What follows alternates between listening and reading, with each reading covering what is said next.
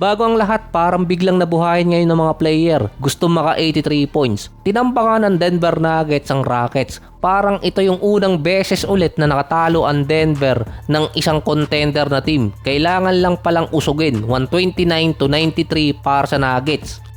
30 points para kay Jamal Murray, si Jokic triple-double na naman, 16 points, 12 rebounds at 13 assists. Si Aaron Gordon medyo nangitlog pero bumalik naman si Christian Braun, 19 points. Parang nawala ng matagal yung impact niya para sa Nuggets.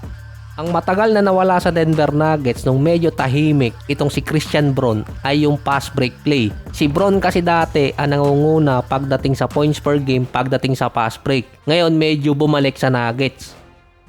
Nung natalo ang Houston, biglang naging number 3 ang LA sa standing dahil sa tiebreaker. Prior to nung matalo ang Minnesota sa Clippers. Pareho kasi silang tatlong teams na merong 40 and 25 record. Lakers, Rockets at Minnesota.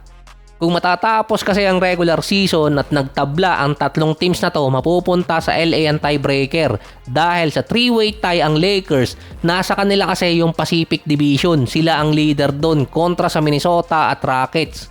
Pero nakadepende pa rin yun kung makukuha ng Rockets ang natitirang tig 2 games kontra Minnesota at Lakers. Kung makukuha kasi ng Rockets ang 2 games na yon, nasa kanila na ang tiebreaker kahit pa magkaroon ng 3-way tie. Ang Minnesota pa ang meron disadvantage kontra sa LA, lalo na kung matatalo pa sila sa Rockets pagdating sa tiebreaker, pwede silang bumaba. Mas gugulo pa ang tiebreaker nun kung ang Denver Nuggets tumabla pa, magkaroon ng 4-way tie. Ngayon kasi number 3 pa rin ang Rockets dahil nasa kanila ang tiebreaker kontra sa LA. Nagtabla naman ang Minnesota at Denver. Nasa Nuggets ngayon ang tiebreaker kaya sila ang number 5. In short, may advantage ang Rockets, Lakers at Nuggets kontra sa Minnesota kung sakali magkakaroon ng 3 or 4-way tie. Si King Kawhi naman mukhang sinubukang maka 83 points kaso nakalimiter pala. Kaya pa naman maka 50 or 60 points kaso tambak na ang Minnesota. Hindi na daw competitive. 32 minutes para kay Kawhi na merong 45 points, 5 rebounds at 5 assists. 6 out of 9 pa sa 3-point area. Kung si Kawhi siguro yung naka 83 points, hindi i-disclaim ng mga OG na player yung naging puntos niya. Dino-double team, triple team na versus Minnesota. Kahit si Garland sa post-game interview, sinabi niya doon sana natulungan niya si Kawhi na kahit maka 50 points man lang. Kaso parang umayaw na si Kawhi. Tambak na yung Minnesota eh. Papasok pa ng 4th quarter na sa 39 points na si Kawhi. Hindi na pinilit ng robot baka mag-overheat. 6 minutes lang din ang nilaro niya sa last quarter. Panalo ang Clippers 153-128. May combine pa na 88 points si Kawhi, Garland at si Mathurin. Masyado na di umano malaki yung tambak kaya hindi na sinubukan ni Kawhi ang maka 60 points. Undefeated pa naman si Garland sa Clippers kapag naglalaro siya. May average si Garland sa Clippers na almost 18 points, 3 rebounds at 5 assists. Malayo sa average ni James Harden. Pero parang mas bagay siyang kasama ni Kawhi.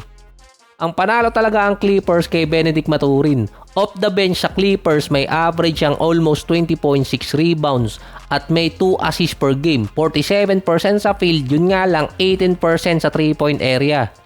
Ang problema nga lang dito kay Mathurin, tapos na yung game parang napaaway pa dito kay Naz Reid. Medyo mainitin din ang ulo at medyo pasaway din kapag nasa loob ng court eh. Ito kasing 18% mula sa 3-point area ang disadvantage at advantage nitong si Mathurin.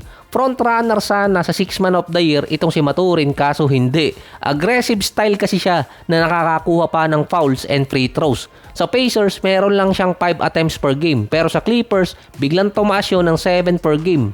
Ang disadvantage kasi ni Mathurin, huwag siyang isasabay kay Kawhi at kay Garland dahil sa kanyang below average pagdating sa beyond the arc. Pero ang advantage niya, kapag siya lang ang nasa loob at wala yung dalawang star player, meron siyang free will na magawa ang gusto niya at effective.